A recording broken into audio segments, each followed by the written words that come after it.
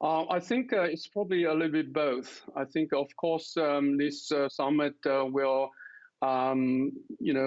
leads to some new announcements by various of countries' government. It's widely expected that the U.S. Is going to announce a new national determined contributions, and we have just seen our Prime Minister Scott Morrison has just announced a new funding commitment to the clean energy technology leading to this summit.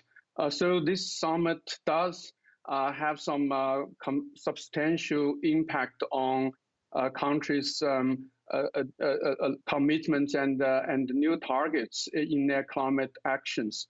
And do you think Scott Morrison felt pressure because of this climate summit and the clear indication that the world is moving into a green energy space? I think this initiative does place some pressures on Australian government. Of course, there's political significance of this summit as well. So this has been a long time since last time the global leaders sit together, even virtually, and jointly make a commitment to the climate actions. So I think there's a political significance. Well, the US and China met before this climate summit. The US wanted to get China on board. How much scope is there for cooperation between these two big superpowers? I think politically, there is a globe for the two countries to work together, and they have to work together because the two combined contribute to over 50% of carbon emission in the world. But I would like to point out an interesting trend here. That is the climate action now are increasingly framed as an economical competition, are framed in terms of their positive impacts on jobs and industry development. So there is really a race going on in green economy in the world. First, probably led by some East Asian countries, but increasingly, this notion has been accepted and picked up by other nations. Just before this summit, as we've seen in a speech by the U.S. Secretary of State, he actually, in his speech, emphasized this climate actions as a very important element of economical competition. And we know in Australia, the Labour Party has certainly used this line of argument, and the coalition also, I think, is increasingly picking up this argument. So overall, I think a competition in green economy, a competition in green energy technologies, although they are done out of economical rationales, but ultimately will generate positive outcome to the climate. China has set a target of carbon neutrality by 2060, which is ambitious. Just how easy is it for China to transition? I was quite skeptical when first learning about this target.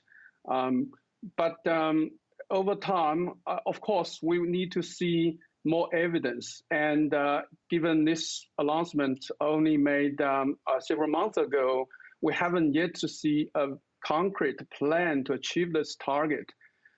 But over these several months, I see a momentum is building on in China towards this target. One of the reasons is that this climate policy seems to have become one of the signature policies of Xi.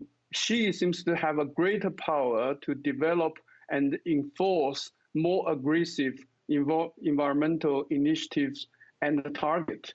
For example, when Xi was just a local official many years ago, he first used this phrase that clean water and green mountain are as valuable as mountains of gold and silver.